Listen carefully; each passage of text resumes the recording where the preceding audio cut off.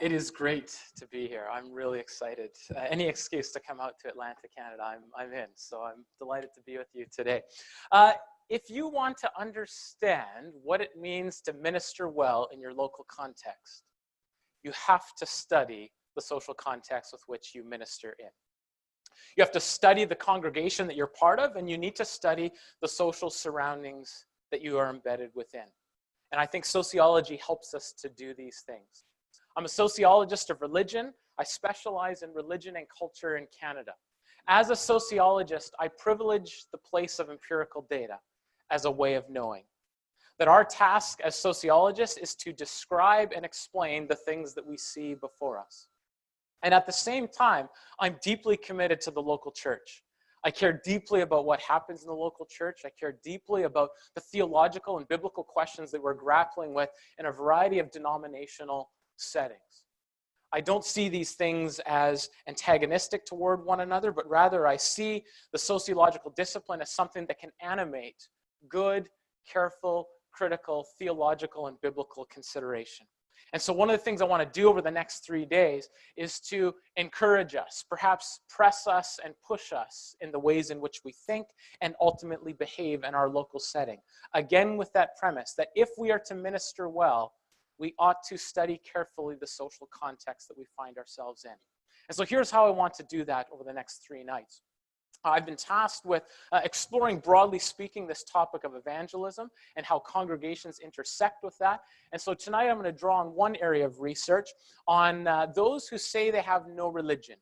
What sociologists of religion call religious nuns, N-O-N-E-S, different than the Catholic variety, a very interesting topic, of course, but religious nuns. The fastest growing, quote-unquote, religious group in Canada, the United States, Western Europe, and many parts of the modern Western world. What do we know about this group? I want to engage that question tonight. Tomorrow, I'm going to focus my attention on evangelism. What do we know from research on evangelism in Canada, both from the pulpit and the pew? And here I'm going to draw on some national congregational survey data that our team at the Flourishing Congregations Institute at Ambrose are working on. We'll bring some of that data to the fore. And then on Wednesday, and I know the weather is not looking favorable, so I need to entice you to make you come out Wednesday night, which I think might be the gem of the 3. They're all going to be great, but this might be the one that might intrigue you, yes. What do we mean by a flourishing congregation? Right? There's lots of research in Canada in particular on what's wrong with the church and people who are leaving congregations and why people are leaving, but we know very little about where are the signs of life and vitality within Canadian churches specifically, and what do we know about those contexts? And so I want to engage that question on Wednesday night of what is a flourishing congregation and how might we think about those things. But to tonight, religious nuns, none of the above, having no religion in Canada. Tonight I want to share some material from a new book that I've co-authored with Dr. Sarah Wilkins-LaFlamme at the University of Waterloo. It's a book titled None of the Above, Having No Religion in the United States and Canada. The book is completed. It's going through the copy editing process. It will come out early next year. So I'm going to give you a sneak peek to some of the things that we talk about there. But I'm also going to draw upon some things that come out in the Meaning of Sunday. In the Meaning of Sunday, I interview and compare 3 groups of Canadians. The first group are those who identify as Christian, who attend religious services nearly every week. Represents about 10 to 15% of the Canadian population. A second group in that book are who I call marginal religious affiliates. They identify as Christian and they attend mainly for religious holidays and rites of passage. Show up every Christmas, every Easter, baptize their children, get married in the church, but don't attend, generally speaking, any other time of year. Represent almost 50% of the population. And then third and finally are religious nuns. I have a whole chapter and I'll draw on some of that material tonight on 24% of the Canadian adult population, those who say they have no religion. 28% of Canadian millennials, which is another area of research that I'm interested in and writing about, and 32% of Canadian teenagers, religious nuns. What I want to unpack tonight is, who is this group?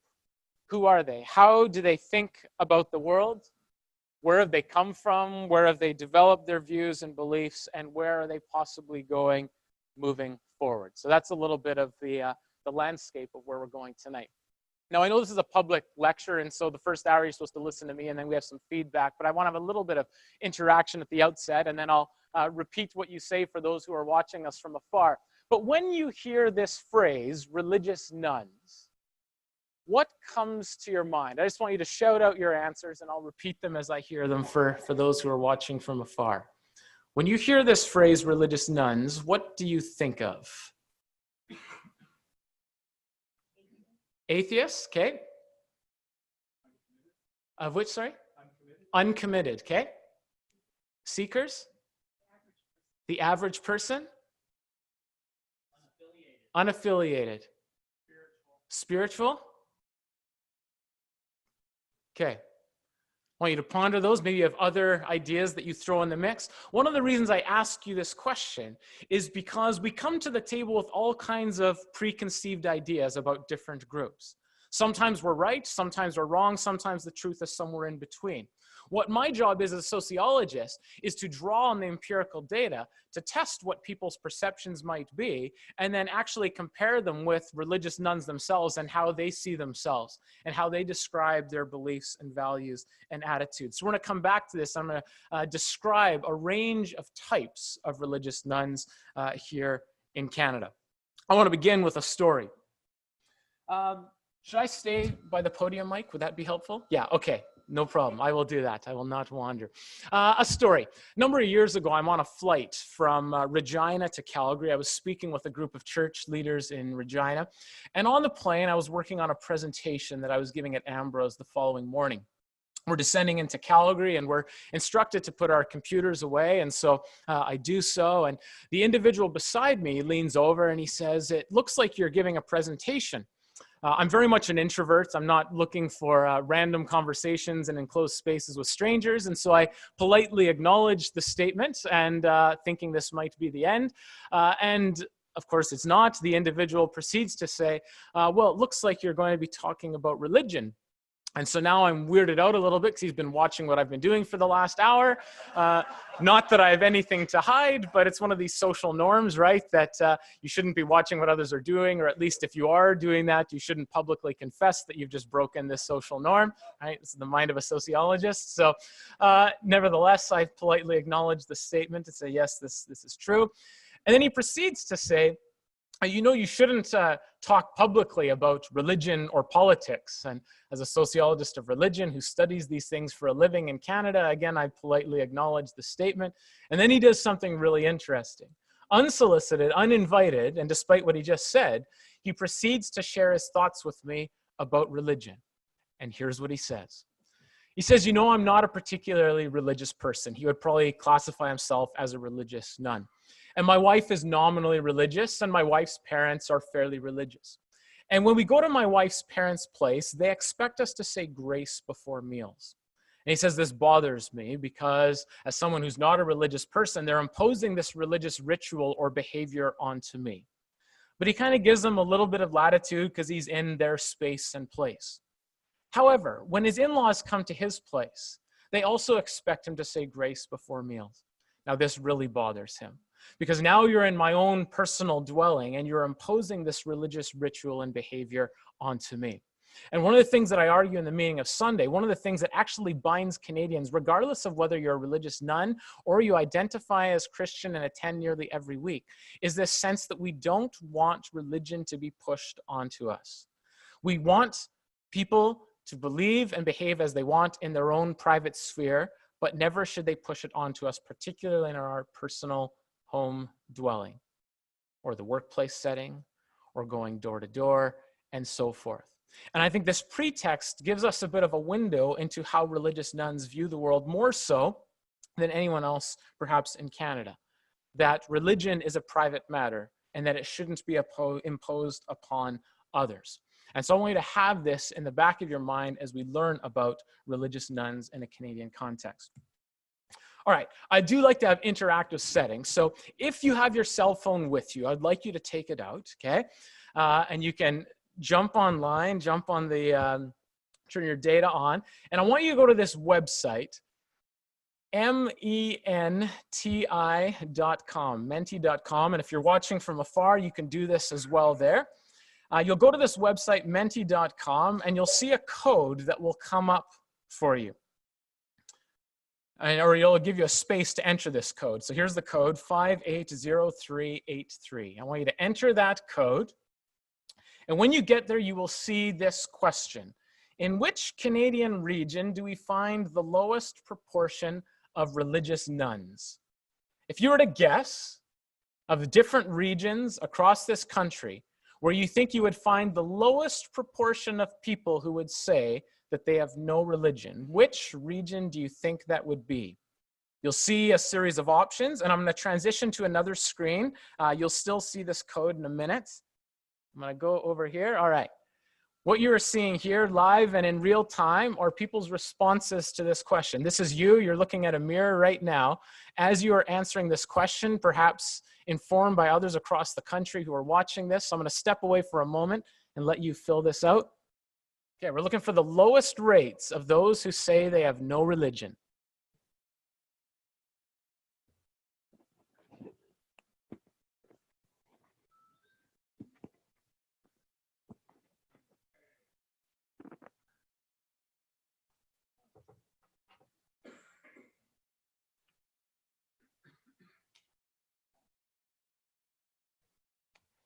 All right, if you can't see at the back and if you can't see from afar, what we're seeing here so far is most of you think Atlantic Canada has the lowest rates of those who say they have no religion.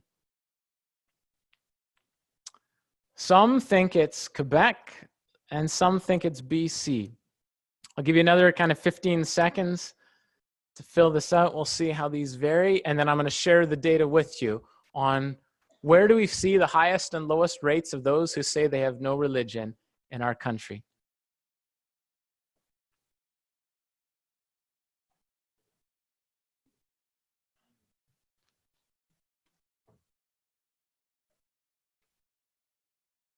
All right, I'm going to go away from that screen, but the clear favorite here is that Atlantic Canada, followed by Quebec.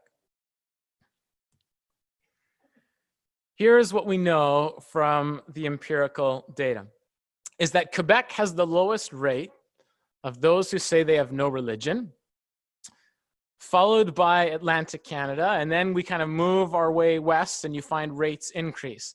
Now, why do I show this to you, and what does this actually mean? There are some very distinctive cultural and historical contexts that contribute to why and where we see different rates of those who say they have no religion. Now, some of you may have answered Quebec, and you would be right in asserting that. If you know your history and you know the place of Catholicism within Quebec, you will know that there is strong Catholic allegiance within Quebec despite the lowest rates of involvement and participation in the entire country. This is why we look at different indicators of religiosity. And so you have people who continue to identify as Catholic as a cultural marker, if you will, in some ways, alongside or in place of, depending on the individual, of a religious marker within that context. One thing we know about Quebec is actually these rates of those who say they have no religion are increasing. In fact, if we were to go through every single region here, if we were to go back across generations, that for every one of these regions, you would see an increase in those who say they have no religion. We're just dealing with different starting points for each of these contexts. Now we go to Atlantic Canada. I come from Alberta. When I speak with Alberta leaders and I ask this question, or I ask them where is the heart of religious activity, many in Alberta will say Alberta. Right? There's this narrative that Alberta is the Bible Belt of Canada. And I have to teach them, I have to remind them that no, friends, it is Atlantic Canada.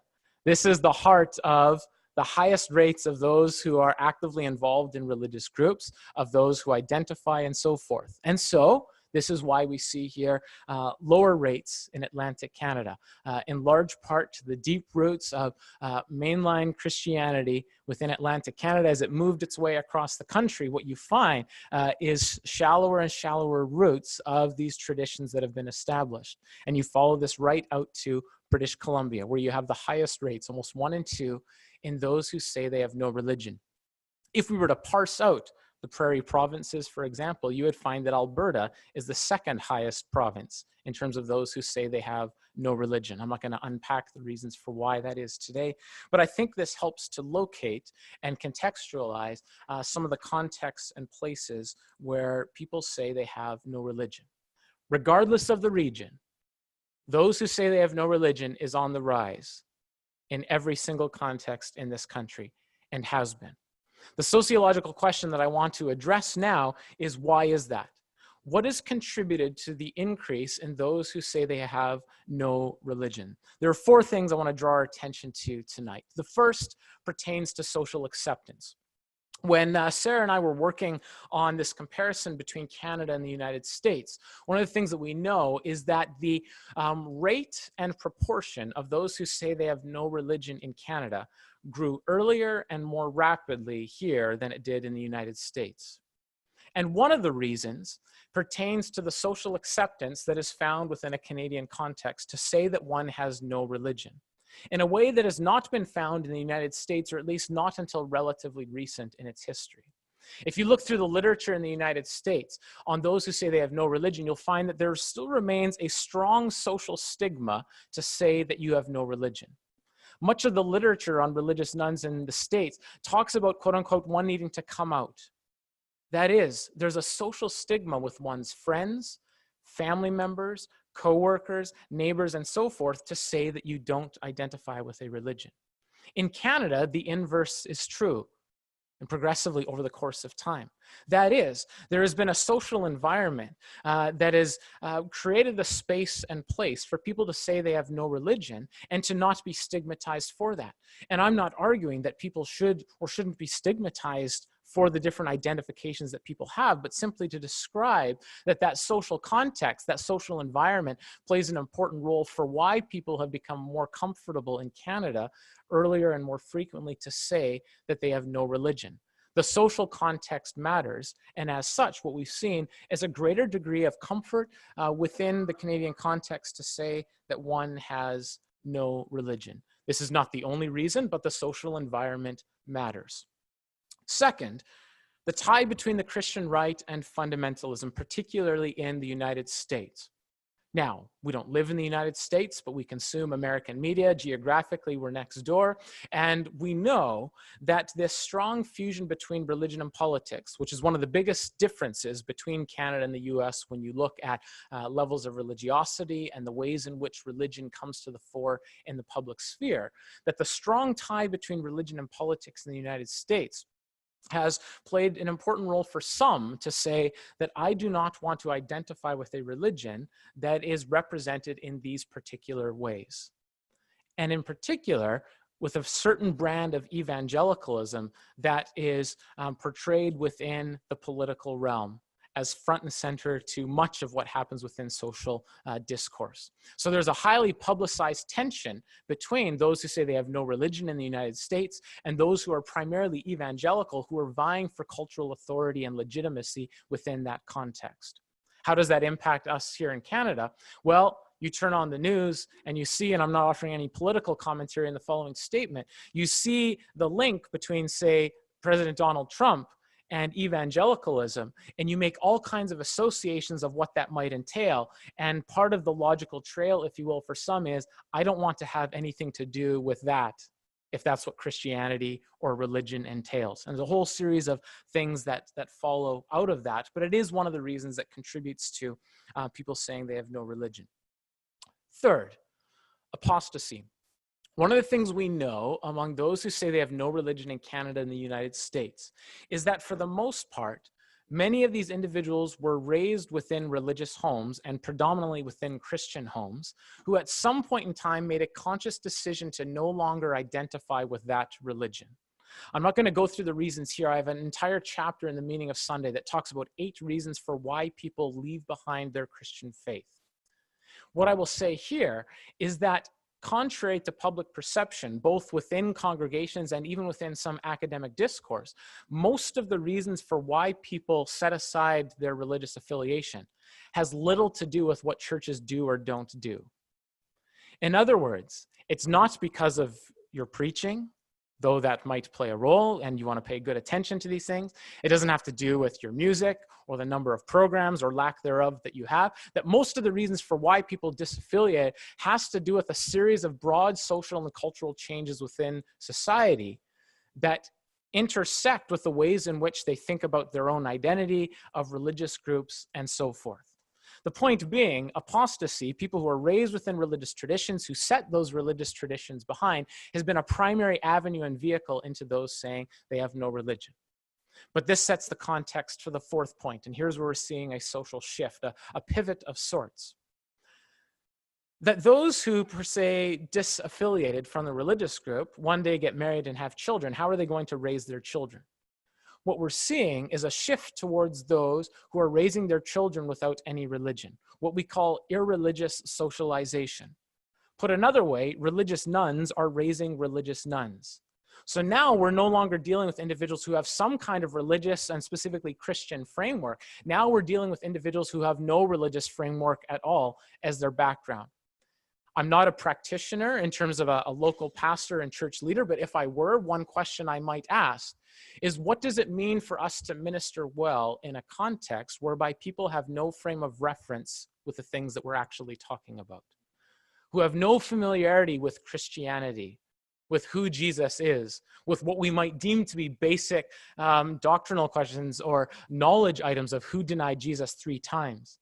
These kinds of questions are not familiar, and we shouldn't take that as for granted or as the assumption that people would be familiar with these things. So these are 4 different elements that help to explain the rise of those who say they have no religion and help to paint a bit of a picture of the context with which we see religious nuns today.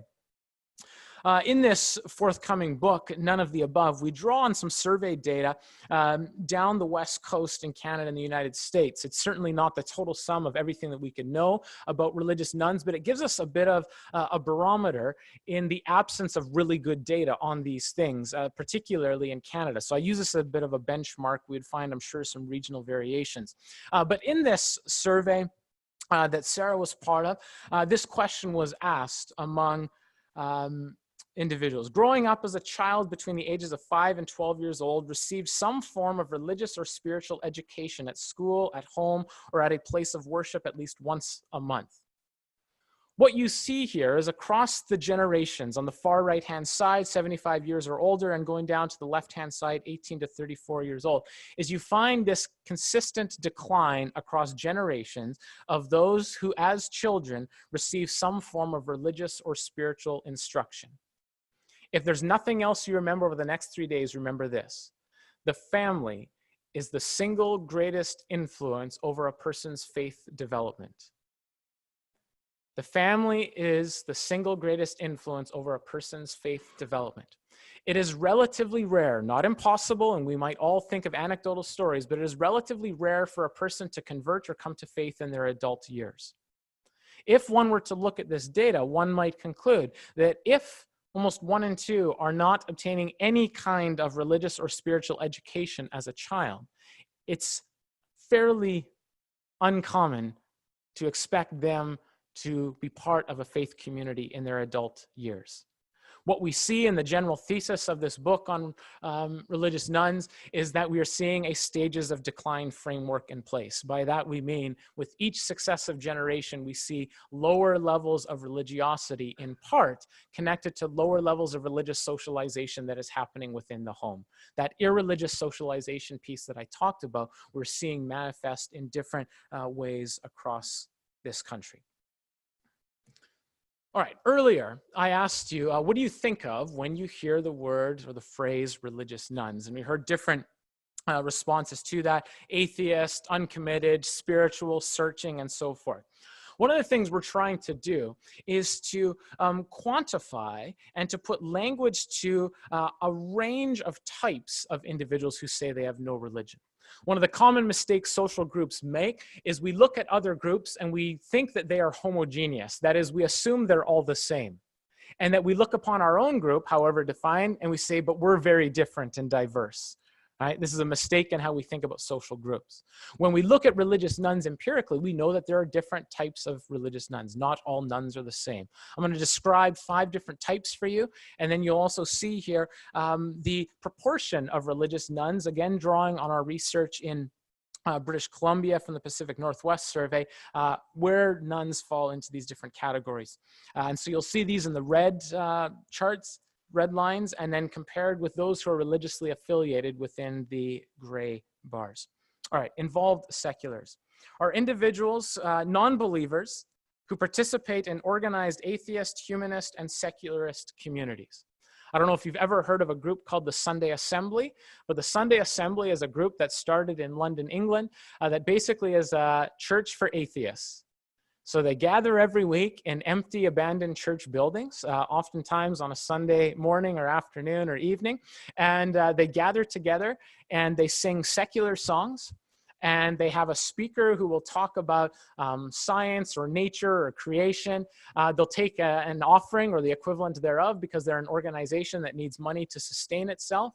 They'll have children's programs where they'll go off and they'll do different activities. And they will do social service projects. They'll participate in a community garden. They'll gather donated food items. They'll go and volunteer, etc. The Sunday Assembly has planted different atheist churches, if you will, across the UK, some in Canada, the United States, and Australia. This is not the predominant group of religious nuns that we're talking about. People who gather like faith communities, if you will, on a regular basis, we're talking about a very tiny proportion, 1% from the sample. We're actually gathering with others who are like themselves every week, with the sole intent or purpose of reinforcing a set of beliefs and practices around this given community. Second, inactive non-believers, who are the largest of the 5 that we'll look at here, are individuals who do not believe in God or a higher power. So this would include agnostics as well within this category. They consider themselves as slightly or not at all spiritual, but they are also not involved in any atheist, humanist, or secularist organizations. So unlike the individuals on the far, on your left there, they're not attending any kind of organization that ties them to others, but for all intents and purposes, these would be sort of your most secular individuals. No clear sign of any kind of religious or spiritual belief or practice within their life. Third, inactive believers. Individuals who do believe in God or a higher power, but attend religious services less than once a month and consider themselves only slightly or not at all spiritual, 17% of the sample. What's important to note here, and a common error that we make when we think about religious nuns, is that not all religious nuns are atheists. And we shouldn't conflate or mistake the two. Yes, atheists will find themselves within the religious nun camp. But just because you say you have no religion doesn't mean that you're an atheist. And so what we see here among inactive believers is that people do actually believe in a God or a supernatural being. And later on, I'll talk about some of the conceptions that come to the fore there. But they don't attend religious services and may not consider themselves as particularly spiritual. Fourth, spiritual but not religious. Individuals who define themselves as very or moderately spiritual persons, but attend religious services less than once a month. This is the second largest group of religious nuns, represents 1 in 4. I don't know if that figure is higher or lower than you might have expected, but I think many of the conversations I have, particularly in church group settings when they talk about religious nuns, is there is this inference that most religious nuns are spiritual but not religious people. Right? You go to your local bookstore and you look at all the books on religion, you see all these spiritual but not religious books, and the inference is that people are interested in spirituality. And what we would say from this data is that, yes, for some are spiritual but not religious, and some are spiritually seeking, if you will. But again, this is not the predominant group. The predominant group is by and large fairly secular when it comes to their beliefs and practices and orientations. And then finally, church-involved believers, 2%. Individuals who do believe in God or a higher power and do attend religious services at least once a month, but do not feel they belong to any one religious group or tradition. And as such, individuals select no religion on, say, the Canadian census when you're asked what religion, if any, do you identify with. But still, you'll find a very tiny proportion of those who are part of religious groups in terms of their activity. So I don't know if this clears the waters or muddies the waters for you, but my intent here is, first of all, to convey that religious nuns are a diverse group.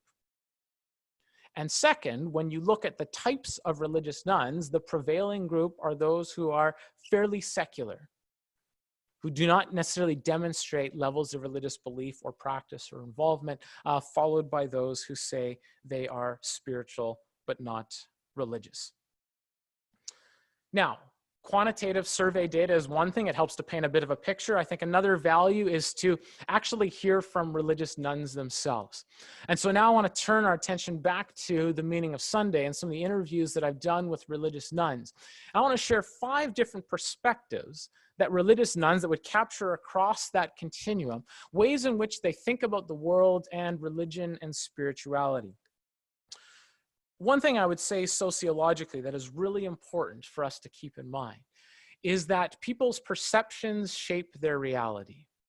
And so I'm about to share their perceptions and experiences. And regardless of whether you personally agree or disagree with their perceptions, and regardless of whether in your own sphere you might push back on these perceptions, I would say that for us to effectively minister within the cultural context that we're in, we have to first understand, how do the people that we are engaging see the world?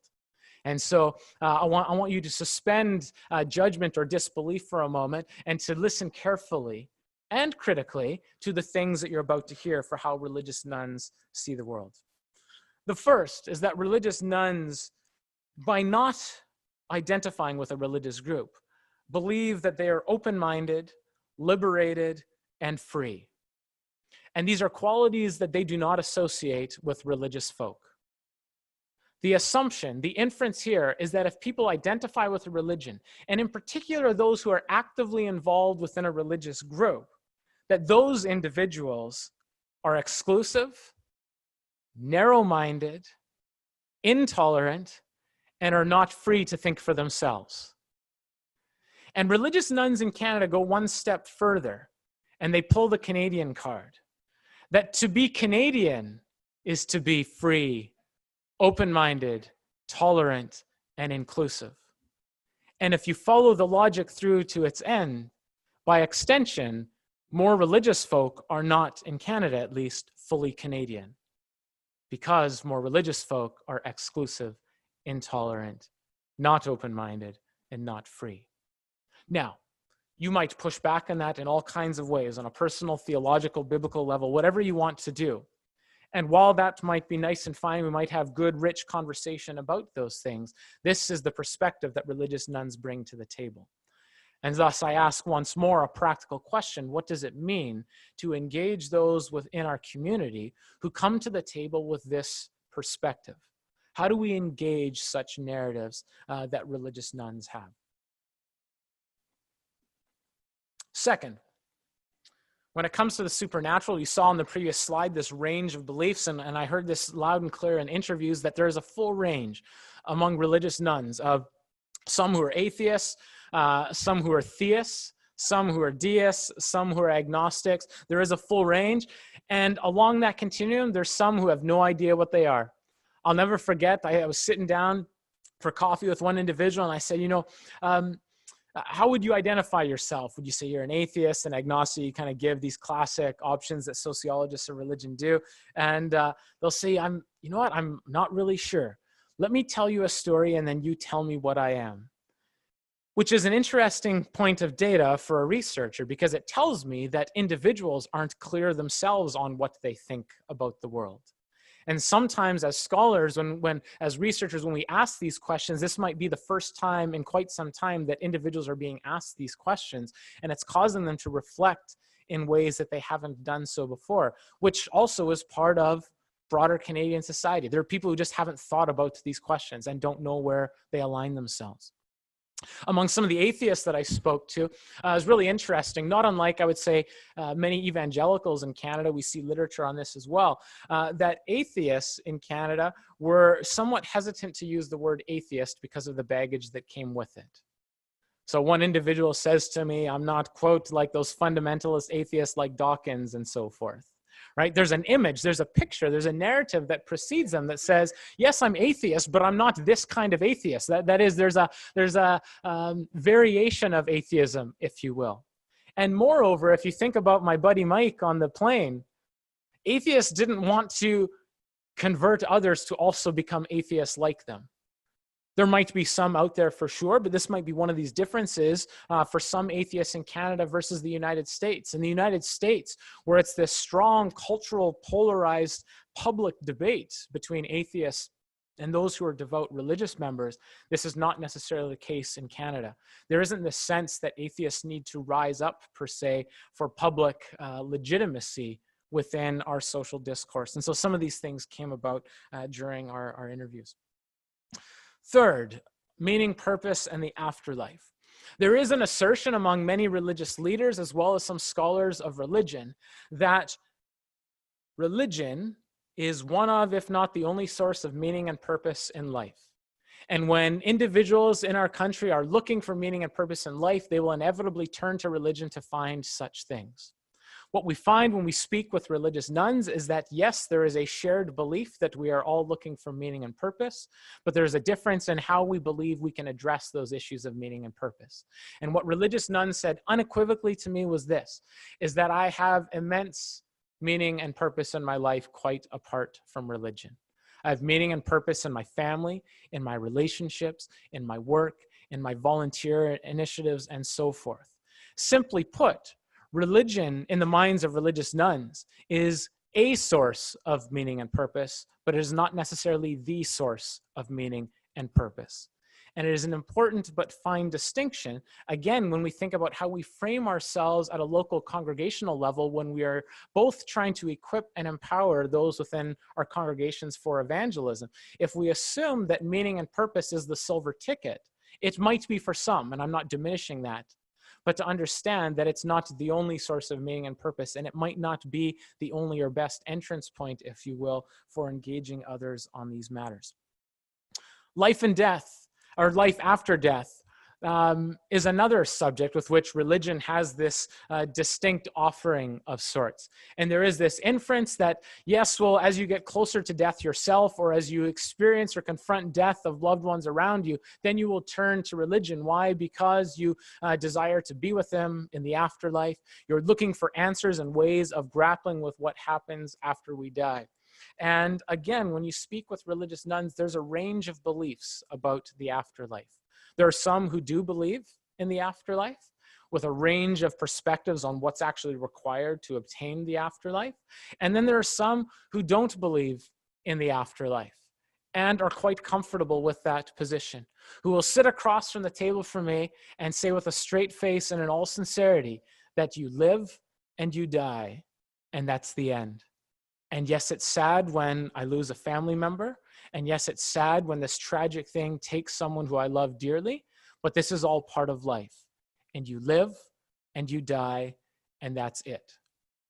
And you may not value that personally within your own congregational setting, that orientation toward the world, but understand again that life after death, as a narrative that might draw people to engage with the Christian gospel, might be appealing for some, but we shouldn't naively assume that this will necessarily be the case for most or all religious nuns.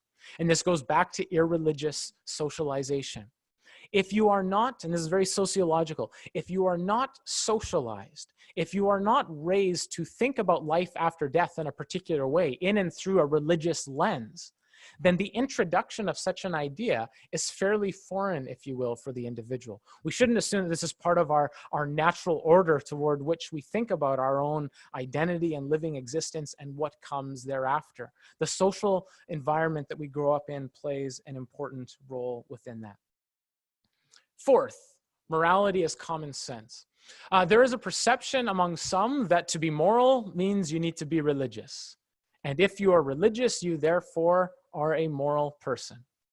What religious nuns say unequivocally is that, yes, religion can help some people to be moral, and they have no opposition toward those things, to be good, kind, loving, gracious people. However, you don't need religion to be a moral person. In fact, You might even be more moral by not being religious, is the narrative that some religious nuns would have. Right? They would talk about religious people who behave outwardly in moral ways, but do so out of obligation to God or to religious community, which in their mind is somehow less genuine than someone who actually does moral things for others because they genuinely want to.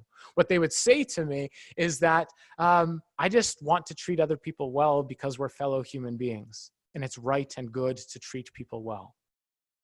Full stop. And so the narrative and perception that people bring to the table is a little bit different than you might find within religious settings. And then fifth, and going back to this airplane example, this aversion to forced religion. One individual says to me, and I quote him in the book, he says, quote, "What bothers me with religion the most is why can't you believe quietly? How come it has to be so pushy? How come you have to convert everybody? How can you be so aggressive?" End quote. If you come back tomorrow and you'll see the empirical data on evangelism, here's the thesis, you'll find out that very few people in Canada are pushy or sharing their faith or evangelizing at all. Nevertheless, the perceptions are out there, and I would say in part because of our proximity to the United States and some of the things that we see, the residue of evangelicalism. Another individual says to me, quote, "There's not a ton of people who are actually willing to sit down and talk. Lots of people are willing to sit down and tell. They come to my doors all the time. I want you to hear what I have to say. If we're going to have a conversation, it should be shared. It's always like, I'm coming to help you. No, you're not. If you were coming to help me, you wouldn't come at 9 o'clock in the morning. You'd let me sleep in because you know that I work hard," end quote. This narrative, this desire for conversation is front and center. Don't push your things onto me, but let's have a conversation. Speaking at a personal and practical level, do you feel equipped to have good conversations on these things? And do we equip members within our congregations, those who are preparing for ministry training and so forth, to have good conversations, to listen well, and to engage people in where they are at? 5 different narratives or frameworks that religious nuns bring to the table. Now, when you look at different social groups in society, one of the questions that interests sociologists is how do different social groups perceive one another? How do you view other groups? Because the perceptions that we have toward other groups in some way, shape, or form is going to inform and impact the ways in which we behave towards others. Again, I return to our survey data in the Pacific Northwest. These are attitudes towards different social groups among religious nuns, okay? So these are asking those who say they have no religion, how cool or warm do you feel towards these different groups? And you just give them a whole list of feelings. The closer they are to the right on the red side, the warmer, the more positive they are towards such groups. And the closer they are to the left, the blue side, the cooler, the less positive they are towards such groups. If we focus on the far right-hand side, you find atheists at the top there, right? We generally feel more positive towards members who we feel are closely aligned with ourselves. So we know that atheists are by and large found among the religious nun population, so it's not surprising that we would find religious nuns feel more positive toward atheists.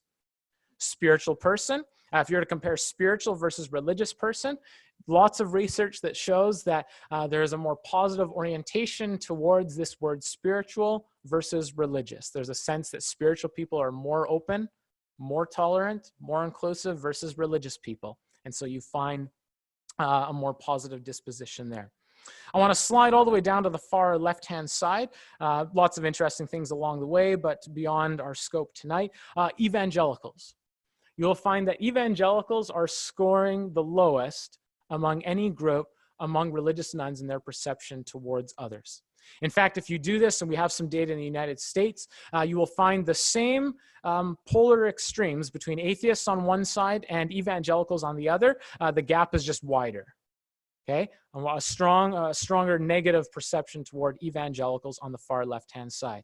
Again, I take my sociological hat off for a moment, and you put on the practitioner hat, and you ask yourself the question, if you are engaging those who have no religion, and you want to understand them, you have to understand what they come to the table with if they know or hear that you are part of an evangelical tradition, if that's a hat that you wear. I'm not saying you have to apologize for that. All I'm saying is you have to know what are the presuppositions that one comes to the table with. Now let's flip the question.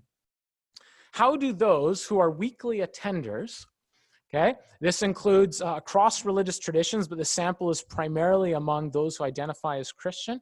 How do weekly attenders view different groups?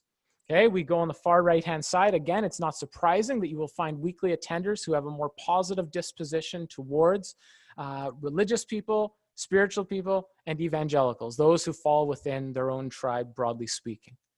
We fast forward all the way to the far left-hand side, and atheists on the far left. And I might add, it's a far more negative view, I'll go back, than what you see religious nuns have toward evangelicals, okay? If you are trying to engage those who say they have no religion, which includes a significant group of atheists, and you come to the table with a fairly negative disposition, this is not a good starting orientation, agreed? Theologically, biblically, practically. In fact, if I were to parse this data out, and we have some other data we do this, where we just looked at evangelicals, evangelicals have negative views towards every group outside of themselves, outside of Christianity, and in particular outside of evangelical forums. So this tells you something about the starting posture orientation. I'm suggesting sociologically that if you believe it's important to engage those outside of one's religious group, one place we might start thinking differently about is what is our starting perception or orientation towards members of other groups. It doesn't mean you agree with them, but the starting disposition, I suspect, plays itself out in all kinds of ways that we actually interact and relate with such groups. All right, the final question and thought I want to explore this evening is there are many within religious groups as well as within academic discussions of religion that suggest that those who do not attend religious services regularly, let's say less than monthly, that such individuals desire to be more involved within their religious groups. And religious groups hold on to this question tightly with a level of optimism, and I understand this for all kinds of psychological reasons, sociological reasons, and so forth. And scholars as well have turned to this narrative that, you know, people are spiritual beings who desire the things that religious groups offer, and therefore, if we can simply provide the kinds of religious things that people are looking for, then we can meet the need or the demand out there. Let's test that question and thesis in the following couple of slides to conclude. To what extent do you agree or disagree with the following? I want to become more involved with a religious group in the future. This is asked among religious nuns in our survey in BC. Yellow there, strongly agree or agree. 5% say they desire to be more involved with a religious group in the future. We haven't specified what religious group, just any kind of openness. 21% neither agree or disagree. That middle category is important. It means they're uncertain. It just means you shouldn't categorically put them in the yellow or in the dark orange, okay? They're in that middle category. And overwhelmingly, 74% say that they strongly disagree or disagree. I'm going to parse this out with some other qualitative data, but I want to say this at the outset, and this is probably one of the tougher parts of my job as a sociologist, and it is to bring truth to the table in the form of empirical data. That empirical data is not necessarily always comforting, it does not always warm our heart, and it does not necessarily point to the conclusions that we wish were true. But I think it's absolutely essential that if we are to minister effectively, that we operate in the world of reality, rather than the reality that we wish were there. And what this data suggests is that most, not all, but most religious nuns say that they do not desire greater involvement in a religious group. I probe these things in detail in my interviews with religious nuns, and I also include this with marginal religious affiliates, that middle category, the Christmas and Easter folks, and I ask this question, do you desire greater involvement in a religious group if you found it to be worthwhile for you or your family? And there saw a bit more of a spread from what we saw on the previous slide. Some people said yes, some said kind of in between, and then about half of them said, no, I'm not really interested. I probed in that middle category, people who said perhaps, or those who said yes. And here are 7 things that they said that if churches did these things, then I would be more interested in religious involvement. I unpack these things in one of the chapters in the Meaning of Sunday. Community. If I could find and experience community with other people, I would be more likely to join a group. I should say this, and I'll come back to this in greater detail tomorrow, that the number one reason a person joins a religious group is because somebody invites them into that group. They have personal family or friend member who invites them into that group. You go back to research in the 1960s and 70s on cults and new religious movements, on why were people joining these fairly foreign, deviant religious groups that people were less familiar with, and the research was unequivocal. People joined them because they had family or friends who invited them into those groups, oftentimes joining without knowing much about the beliefs or behaviors of that group. Those things came later after the community piece. And so what some are saying here is I would be more interested if community was there. Marriage or children, if I got married or if I had children. One of the things we know is that people are getting married later in life and they're having children later in life, if they do either of these things. And if you stop attending religious services, say in your teenage years, maybe 1 or 2 generations ago, the gap between when you stopped attending to when you got married or had children was relatively small. It might have been a few years. Now we're talking about 10, 12, 15-year gap. And we know sociologically that the longer the gap, the less likely you are to return. Nevertheless, we know that some do say if they get married, if they have children, then they'll return at that point. Third, if religious groups were less exclusive. If they were less exclusive on a range of doctrinal issues, they believe that they would be more involved. Fourth, if religious groups change their style or format. By this, they mean the things that you've probably all read about, almost ad nauseum, I would say. Your preaching, your music, your programs, your this, that, and the next thing. If you took care of those things, then we'd be more involved. Fifth, if individuals lived the faith, and by this they mean they actually behaved in the ways that they said they believed. They helped the poor, they helped the marginalized within society. Their actions were different between Monday and Saturday. Location. If a church was closer by, I would be more likely to attend religious services. And finally, if I was less busy, I would be more involved in a religious group. Now, truth be told, you and I could probably sit here tonight and write up this list. You don't need a sociologist to go out and do this research and gather this data. You could probably do a survey that might pull up some of these things. But what an interview does, and what I did, is you can probe individuals on these things. It's one thing to list these things that are fairly predictable in some respects, but it's quite another to test the intensity of desire that one actually desires greater involvement in a religious group. Right? I could say I want all kinds of things in my life. I want to be healthier. I want to be this, that, or the next thing. That's another thing to ask me about my level of desire when I open that bag of chips or eat that chocolate bar or those kinds of things. And so I did that.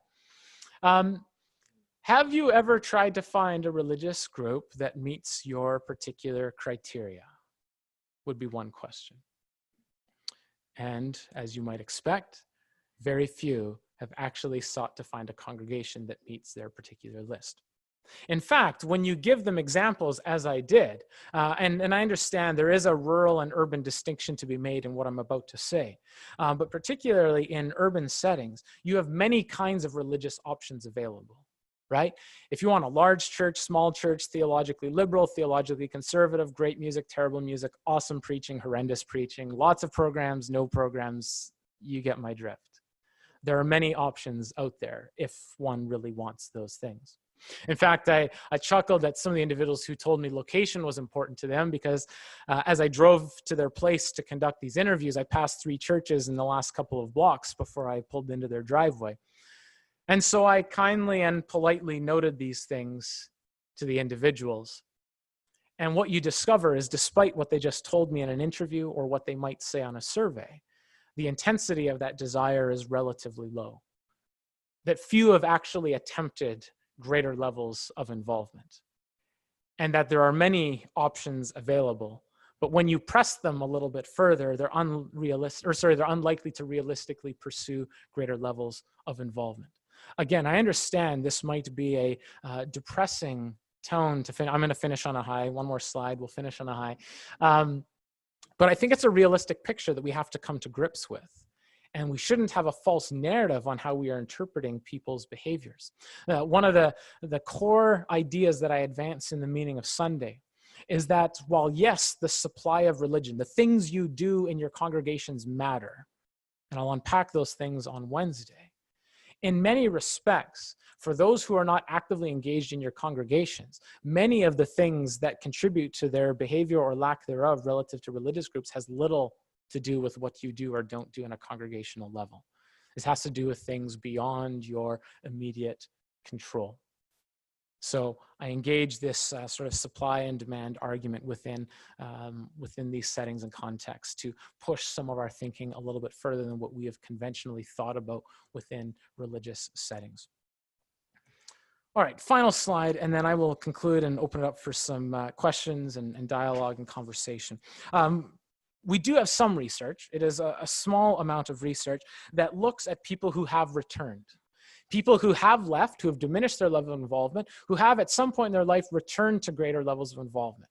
What are those things that have contributed to their greater levels of involvement? Well, we know that those key rites of passage, marriage, children, and death can serve as a catalyst. I want to make an important but subtle distinction here.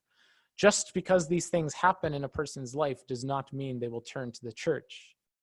It just means that for those who do return, these happen to be some of the catalysts that are present for those individuals. Personal invitation, I referenced earlier. We know that those who return, one of the reasons for why they have returned is because someone has personally invited them to be actively involved in their religious group. A personal crisis. Again, this does not mean that because a person has a personal crisis, they suddenly begin attending religious services or they turn to religion or faith or God. But for some, that can be a catalyst. You know this all too well. This is a staple of many congregations, that this is one of the functions that congregations fulfills, and that is to engage people in times of need and hurt and pain and crisis within their life. And we know that that can be an important catalyst to draw people into a faith community. Related, experiencing community with people there. When you find and experience community, it makes it hard to leave.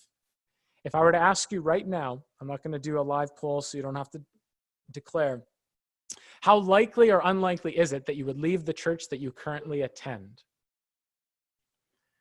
And then I probed you on that question and I asked you why or why not. I suspect, I see lots of honest moment of reflection. Which is not my main point tonight, but maybe we should go down there for a while. I suspect your personal ties would factor somewhere in that answer. Either you have strong social ties that keeps you there, or the ties are not particularly strong, hence you would be more open to pursuing another religious group or another congregation. And here we find that those strong social ties can be advantageous for drawing people in and to retaining them. And then finally, close bonds with parents who are supportive and patient while a child is in exile.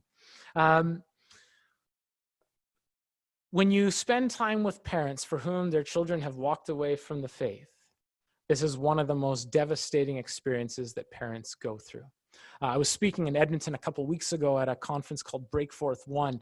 I led a session at 8:30 in the morning on a Sunday.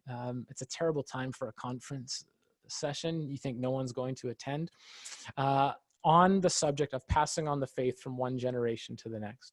I was stunned when 150 people showed up at 8:30 on a Sunday morning to hear some sociologist yammer on about statistics and different sociological ideas. But what stood out to me in that session, more so than any time over my 11 years teaching at Ambrose, is how many people stood up, as we're about to do in a public forum, and just shared their personal stories and wanted to know how we can help them engage their children who have walked away from the faith, or how they engage their grandchildren. What we know from empirical data is that parents who maintain close bonds with their children during that period of walking away is an integral part of that process.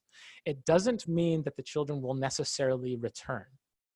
But if you don't maintain warm bonds during that time and open discussion and dialogue during that time, you run the risk of alienating your children in that process, whereby you might serve as an important conduit for some who do return.